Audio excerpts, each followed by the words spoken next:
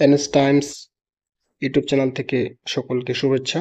তবে আজকে আমরা আলোচনা করব ইরান এবং ইসরায়েল যুদ্ধের কারণে গোটা পৃথিবীতে যে একটা সামগ্রিক প্রভাব পড়বে এবং সেই প্রভাবটা যে বাংলাদেশেও আসবে তার একটা সম্ভাব্য ব্যাখ্যা বা বিশ্লেষণ। তো আমরা ইদানিং লক্ষ্য করতেছি যে ইরান এবং ইসরায়েল এদের মধ্যে পাল্টাপাল্টি হামলার কারণে মধ্যপ্রাচ্য একটা উত্তপ্ত অবস্থায় পৌঁছে গিয়েছে। যদি এই হামলা এবং পাল্টা হামলা দুই দেশের মধ্যে যদি তুমুল সংঘর্ষে একটা রূপ নেয় তাহলে কিন্তু গোটা বিশ্বে একটা প্রভাব পড়ার সম্ভাবনা রয়েছে। এদের মধ্যে যদি একটা তুমুল সংঘর্ষ বাধে ইসরায়েল এবং ইরানের মধ্যে, তাহলে ইরান চাইবে এই যে পারস্য উপসাগর এবং ওমান উপসাগর রয়েছে এর যে একটা দরজা রয়েছে সেই দরজাটা বন্ধ করতে চাইবে, এবং সেই দরজাটার নাম কি? সেটা হচ্ছে স্ট্রেট অফ হরমুজ, বা সেটাকে আমরা হরমুজ প্রণালী। যখন দুইটা উপসাগর কোনো একটা যেটা ছোট সরু জায়গা, সেই সরু জায়গাটা যখন দুইটা উপসাগরকে কি করে সংযুক্ত করে, তখন সেই জায়গাটাকে বলে স্ট্রেট অফ হরমুজ। তো তেমনি ভাবে পারস্য উপসাগর এবং ওমান উপসাগর যে জায়গাটা দ্বারা সংযুক্ত সেটাকে বলা হচ্ছে স্ট্রেট অফ হরমুজ। তো কোনো কারণে যদি ইরান এই স্ট্রেট অফ হরমুজ বন্ধ করে দেয় তাহলে কিন্তু গোটা বিশ্বে একটা মারাত্মক প্রভাব পড়বে। তো আমরা এই বিষয়টা নিয়ে আলোচনা করব যে কিভাবে স্ট্রেট অফ হরমুজ ইরান বন্ধ করলে গোটা বিশ্বের উপর মারাত্মক প্রভাব পড়তে পারে।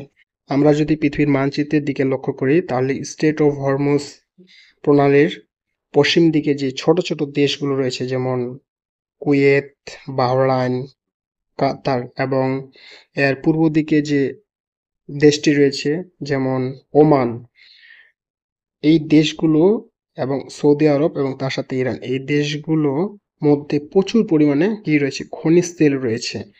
এবং এই যে প্রণালীটা রয়েছে, এই প্রণালী দিয়ে পৃথিবীর তিন ভাগের যে এক ভাগ, সমুদ্রপথে যে খনিজ তেল পরিবহন হয়, তিন ভাগের এক ভাগ এই অঞ্চলটা দিয়ে কিন্তু কি হয়? পরিবহন হয় গোটা পৃথিবীতে। এবং প্রতিদিন প্রায় গড়ে 2 কোটি ব্যারেল খনিজ তেল এই অঞ্চলটা দিয়ে কি হয়? জাহাজ দিয়ে পরিবহন হয়। এবং এলএনজি এলএনজি 4 ভাগের প্রায় এক ভাগ, চার ভাগের যে এক ভাগ এলএনজি এই অঞ্চলটা দিয়েও কিন্তু কি প্রবাহিত। তাহলে এই অঞ্চলের যে একটা গুরুত্ব তাহলে কতটা, সেটা আমরা অবশ্যই। আমরা যদি এখন ইকুয়েডরের দিকে লক্ষ্য করি, হরমুজ পারস্য উপসাগর এবং ওমান উপসাগর রয়েছে, এই দুটা উপসাগরকে হরমুজ প্রণালী কি করছে? সংযুক্ত করছে। এবং এই প্রণালীর প্রস্থ হচ্ছে মাত্র 34 কিলোমিটার। এবং এই 34 কিলোমিটার কোনোভাবে যদি কি করায়, কোনো দেশ বন্ধ করে দেয় তাহলে কিন্তু খেলা খতম। এবং এই যে হরমুজ প্রণালীটা রয়েছে না, এই হরমুজ প্রণালীটার কি বেশিরভাগ অঞ্চলেই এখানে দবদবা বেশি হচ্ছে ইরানের। তাহলে ইরান যদি কোনোভাবে এই অঞ্চলটাকে কি করে? বন্ধ করে দেয়, তাহলে কিন্তু কি গোটা বিশ্বে একটা যে তেলের যে চাহিদা, সেই চাহিদাটা কি হবে? সরবরাহটা কমে যাবে, এবং তার কারণে কিন্তু কি তেলের দামটা বেড়ে যাবে। আমরা যদি আমেরিকার একটা তথ্য বিশ্লেষণ করি তাহলে বুঝতে পারবো যে এই অঞ্চলটা কত গুরুত্বপূর্ণ।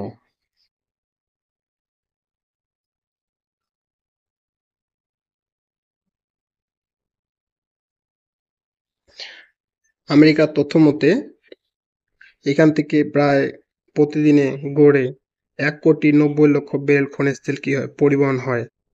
এবং এই প্রণালী দিয়ে পরিবাহিত তেলের বেশিরভাগই কি এশিয়া, যুক্তরাষ্ট্র এবং পশ্চিম ইউরোপের বিভিন্ন দেশে যায়। এবং এটাও ধারণা করা হয় যে জাপানের আমদানিকৃত যে তেলের চতুর্থাংশ হরমুজ প্রণালীর উপর দিয়ে নিয়ে যায়। জাপান যে তেল আমদানি করে তার 3/4 তেল এই অঞ্চলটা দিয়ে কি করে? জাপান আমদানি করে থাকে। আর চীনের ক্ষেত্রে আরো বেশি নাজুক অবস্থা, কারণ চীনের আমদানিকৃত তেলের অর্ধেকই আসে এই হরমুজ প্রণালী দিয়ে। তাহলে যদি কোনো দেশ এই হরমুজ প্রণালীটাকে কি নিয়ন্ত্রণ করে, তাহলে গোটা বিশ্বের যে তেলের সরবরাহ চাবিকাঠি তার হাতেই কিন্তু কি চলে যাবে। তাহলে এই জায়গাটার গুরুত্ব কতটুকু বুঝতে পারতেছেন? তো এখানে যদি কোনোভাবে ইরান সেটা বন্ধ করে দেয়, তাহলে এই দেশগুলো কিন্তু কি হবে, ক্ষতিগ্রস্ত হবে।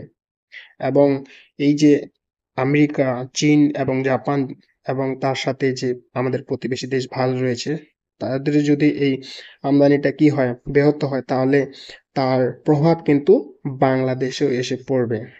আর আমরা জানি বাংলাদেশের যে আমরা খনিজ তেল আমদানি করি তার বেশিরভাগই কিন্তু আসে কে থেকে, আহ, মধ্যপ্রাচ্য থেকে। এবং এলএনজি যে আমরা যেটা নিয়ে আসি সেটাও কিন্তু কি কাতার, কুয়েত থেকে আমরা নিয়ে আসি। তাহলে যদি এটা বন্ধ হয়ে যায়, তাহলে আমাদের কি এলএনজি এলএনজি যদি এলএনজির আমদানিটা আমাদের কি হবে, কমে যাবে। এবং আমাদের দেশে এখন যে মারাত্মকভাবে এলএনজির একটা সরবরাহ, মানে ডলারের কারণে যে আমরা করতে পারতেছি না, সেটা কিন্তু আর যদি ব্যাহত হয়, তাহলে আমাদের এমনিতেই কিন্তু কি যে আমাদের কারখানা রয়েছে না, সেই কারখানাগুলোতে আমরা সঠিকভাবে সরবরাহ করতে পারছি না, এবং বন্ধ হয়ে গেলে তার পরিমাণটা আরো বিশাল আকারে চলে যাবে। এবং সেই কারণে কিন্তু বাংলাদেশের ক্ষতি হওয়ার একটা সম্ভাবনা আছে।